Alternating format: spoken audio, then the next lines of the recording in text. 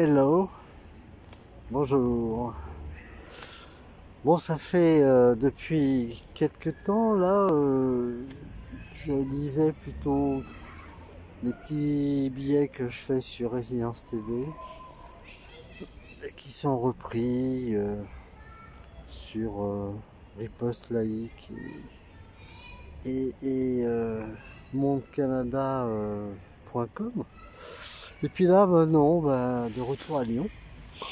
Je m'étais dit, tiens, je vais faire comme ça, et puis en me montrant un peu un petit coucou pour quoi? Un peu, souvent quand je fais ça, c'est parce que je suis un peu agacé du côté, c'est un peu le thème de mon billet d'aujourd'hui, là, le lundi 26 septembre, que vous trouverez sur Résilience TV, à propos de cette transition égologique. La transition égologique, puisqu'on parle tout le temps de transition, de trans, à toutes les sauces. Mais là, je me suis dit, il manque celui-là, parce que, en effet, là, on bascule carrément vers la régression, l'obscurantisme le plus total, même si, pour citer un exemple, la j'ai rien contre les sorciers et sorcières, surtout quand ce sont des vrais. En Afrique, en Amérique, et non pas des faux. Parce que je ne sais pas s'il en reste encore vraiment en Europe, peut-être des magnétiseurs, c'est possible ça. Des gens qui travaillent dans les médecines douces, oui, il y en a, effectivement. Mais je parle des nouveaux sorciers, mais dans le mauvais sens du terme, hein, les nouveaux sorciers politiques qui jettent des sorts plutôt qu'argumenter. Donc il y a une régression de ce côté-là entre la, les gentilshommes d'antan qui admettaient la critique, le doute, qui aimaient bien débattre, la controverse, même si parfois ça pouvait déraper, aller dans des duels. Vous voyez bien quand vous avez lu Les Trois Mousquetaires, ou alors jusqu'à tout récemment, hein, des gens entraient, se défiaient en duel à fleuret, plus ou moins moucheté, pistolet, etc. Mais au moins il y avait quelque chose, mais ça c'était bon, limité. Là aujourd'hui c'est pire que ça, parce que quand on n'est pas d'accord, et bien quand on a du pouvoir, eh bien on tue l'autre en l'empêchant socialement, euh, médiatiquement, non pas d'exister, parce que la pierre elle existe, mais elle n'est pas, c'est-à-dire elle ne dit rien, elle n'émet pas de son, ou alors il faut se débrouiller, là comme je me débrouille un peu. Alors parfois de temps en temps je suis un peu invité, comme sur François, mais où donc des sites comme ça prennent mes écrits, mais c'est très rare, hein, vous ne verrez pas. Je suis pas tout seul, hein. Mais c'est drôle, hein, quand même, que j'ai même pas une petite critique. Parce que ça serait bien une petite critique. Personne, les nouvelles sorcières idéologiques ne me jettent pas de sorts en guise de démonstration, genre extrême droite, etc., sioniste. Si on le dit, mais alors là c'est en interne. Je me rappelle quand, je sais pas si je l'ai raconté ça, quand j'avais passé l'agrégation en sciences politiques, mais j'ai pas pu passer le premier niveau, c'est-à-dire la présentation de travaux sur le nihilisme déconstructionniste, etc., qui pourtant me semblait intéressant, puisque c'est grâce à ça que j'ai eu mon doctorat. Eh bien non, ça n'intéressait pas, enfin bref. Et j'ai entendu, quand j'étais dans le couloir, ma rapportrice, lors de l'agrégation, je ne me rappelle plus, c'était non, si c'est pas en 2015, c'est au moment des attentats, je crois, ou un peu plus tard, je ne me rappelle plus, qui a dit ah oui, ce que nous allons auditionner, c'est quelqu'un qui est c'est un pro-palestinien, sioniste, qui élève de. Je ne me rappelle plus ce qu'elle a. Est-ce qu'elle a dit de gens douteux ou alors en tout cas j'ai bien entendu pro-palestinien, sioniste qui a qui a tel âge, qui a travaillé sur les meurtriers de l'homme, sur les meurtriers de l'homme, avec un grand H, sans trop savoir ce que c'est. Et moi, quand je suis rentré, j'ai dit, mais de qui vous parlez là? Qui est ce sioniste pro-palestinien? Parce que ouais, ça me fait tousser. Parce que je me sentais visé, un peu, quand même. Elle a rien dit, et puis évidemment, ils ont noyé le poisson. Donc là, je m'étais fait complètement néantiser, hein, comme dirait Sartre. Alors je critique le concept d'ailleurs dans mon dernier opus, comme dirait Boudot. La qualité comme le quotidien, je parle de ça, que le néolibéralisme dont d'aucuns tentent de se gargariser, ben c'est Sartre qui en a parlé le premier en réalité. Enfin, pas officiellement, c'est Pierre Navy qui le traite comme ça en considérant son néolibéralisme comme un relativisme absolu. Genre chacun a sa liberté. Sauf que les suivants de Sartre, par exemple ceux qui sont à Libé et tout ça, eh ben c'est pas chacun a sa liberté. Hein. Ça c'était, il disait ça, Sartre je crois que c'était dans les années 50, mais à partir des années 60 et tout, après la révolution culturelle maoïste, la veuve Mao, après Althusser qui prend le pouvoir à l'ENS et Solaire, c'est tout ça. C'est le retour de Lénine. Hein. D'ailleurs, Althusser a écrit là-dessus. Le néo-léninisme, c'est-à-dire on ne donne pas de liberté aux partisans de la liberté. Non pas de liberté aux ennemis de la liberté, comme disait Saint-Just, pas de liberté du tout. Hein, Lénine avait tranché en fait. Enfin, il avait tranché. Il n'avait pas vraiment tranché entre Trotsky et Rosa Luxembourg sur ce problème-là. Rosa Luxembourg disant non, les bourgeois ont le droit à la liberté d'expression. Trotsky disant non. Lénine botte en touche. Mais les néo-léninistes, eux, ont tranché, puisque Mao a tranché d'un certain côté, à savoir, eh bien, ceux qui critiquent, on les envoie à la campagne, où on les envoie à la mine, où on les élimine, comme faisait Staline, hein, Mao étant un grand défenseur de Staline. Et Sartre et Libé, etc., étant des Mao. Hein. Enfin, donc, ils ont épousé Staline, comme Bataille avait épousé Staline, par défaut, soi-disant dit Derrida, mais en réalité, parce qu'il fallait.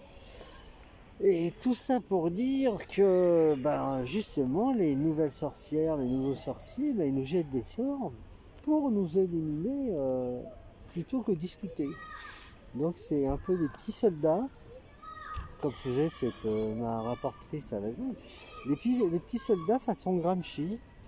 On a l'hégémonie culturelle si on se bat à chaque échelon des appareils idéologiques d'État, disait Althusser, ou appareils organiques d'État, disait Gramsci. Gramsci qui est pas justement quelqu'un de gentillet, contrairement à ce qu'on pourrait faire croire. Hein, qui disait justement que chacun doit intégrer cette lutte à mort. Et donc là où il est, là où il peut, eh bien, il met des bâtons dans les roues, etc. Et c'est ce que font tous ces petits soldats dans les comités à l'université, dans les médias, etc. Et particulièrement en France. Bon, aussi aux États-Unis, hein, vous avez bien vu là, le mouvement néo-léniniste que certains appellent woke, mais moi je veux pas l'appeler woke parce que ça veut dire éveillé quand même. Eux, ils sont pas éveillés du tout. Ce sont des gens en pleine régression, totalement. Ils sont, je vous dis, c'est des obscurantistes qui jettent des sorts et qui pensent qu'en jetant des sorts, ça va paralyser la discussion. Les gens vont se détourner. Ils vont intégrer l'idée qu'il ne faut surtout pas écouter ces gens-là. Hein, c'est un peu un ensorcellement, hein, c'est carrément ça. Hein, c'est le fait d'ensorceler les gens et de leur interdire en disant extrême droite, complotiste, conspirationniste, anti-vax, donc poutiniste, etc. Donc ça suffit. Il suffit de dire ça. Donc on jette ça et normalement, et les gens se détournent, etc. C'est comme avant, hein, pestiféré, hérétique, impur, juif, métèque, voilà. Donc ils ont remplacé ça, vous voyez, les extrêmes se rejoignent. Et se retrouvent dans le super extrême qui les associe, mais qui en associe plus l'un que l'autre d'un certain côté, c'est l'extrême centre du président français. Et s'en réclame. Donc l'extrême centre, d'ailleurs, c'était un terme, je crois, qui avait été forgé par Jean-François Kahn pour se marrer, mais en fait, ça a été repris complètement. Et cet extrême centre indique que justement on n'est pas seulement en même temps, mais on est plutôt néo-léniniste, c'est-à-dire on est pour l'interdiction totale de tout en s'accaparant aussi des méthodes de ce qui est appelé l'extrême droite, mais dans le sens plutôt néo-nazi, c'est-à-dire on se crée une race sur mesure par l'autosélection, hein, au sein d'une secte, par l'eugénisme, on sélectionne, on élimine la possibilité de faire des bébés comme ça, on essaye de faire ça par des femmes porteuses si on peut, surtout si on fait partie de du trans, ou si on considère qu'on est trans, qu'on est ceci, cela. Et donc il y a cette idée de doubler l'eugénisme par une sorte de manipulation génitale aussi, qu'on essaye de faire commencer dès les plus jeunes âges, y compris l'injection d'ailleurs, l'injection de différentes sortes, on injecte à tout va. Ça c'est l'hygiénisme. Alors hygiénisme, eugénisme, hyperscientisme, puisque tout ça c'est fait au nom de la science, hein, bien sûr. Hein. Althusser disait qui travaillait au nom de la science. Hein. Le matérialisme historique, c'est la science. Hein. Balibar, dans son livre sur Marx, il parle de ça. Hein. Qu'est-ce que le matérialisme historique? C'est la science appliquée à l'histoire. Qu'est-ce que la science? Eh ben, c'est ce que Marx a trouvé, arraché à Hegel, c'est-à-dire la dialectique. Qu'est-ce que la dialectique? C'est la matière en mouvement. Qu'est-ce que la matière en mouvement? C'est l'idée qui se réalise dans la matière. Alors là, ça fait un peu trop idéaliste. C'est pour ça que tout le monde ne suivait pas Althusser là-dessus. Mais bon, on trouve ça chez Lénine en même temps. Quand il commente Hegel. Enfin bon, ça, je m'échappe un petit peu, mais tout ça pour dire que, en fin de compte, tout ce courant-là, justement, il a une sorte une gnose, hein, comme disait Alain Besançon quand il parlait du soviétisme. Il a une gnose, c'est-à-dire une sorte de mi-savoir, plus ou moins transversal, et qui se part de scientificité. Alors évidemment, surtout quand c'est reproduit par des institutions, par exemple en URSS ou en Allemagne nazie, vous aviez les ambassades, les académies, hein, comme aujourd'hui, à toute proportion gardée, mais tout de même, vous avez l'Académie des sciences, l'Académie des sciences morales et politiques et l'Académie française, hein, qui cautionnent toutes les thèses officielles, hein, que ce soit sur le soi-disant réchauffement unique et incroyable qui depuis les années 80, même 60, devait nous faire exploser, devait faire effondrer la Terre, hein. Normalement, la Terre aurait dû s'effondrer dans les années 2000. Et puis, bon, alors peut-être, vous pouvez dire, bon, il y a 20-30 ans de décalage, les calculs ont... Mais bon, ça n'a pas l'air d'être le cas, hein, parce qu'il y a une différence entre faire une analyse par observation, comme fait un scientifique de base, et puis ceux qui font des calculs, des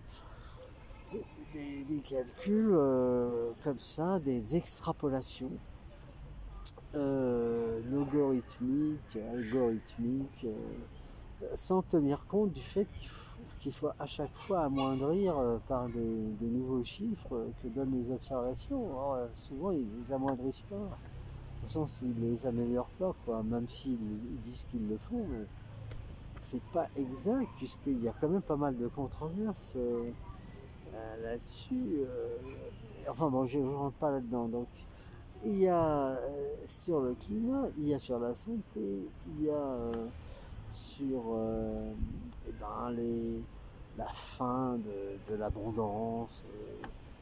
Il y a aussi sur la nécessité de changer, de se transformer, etc.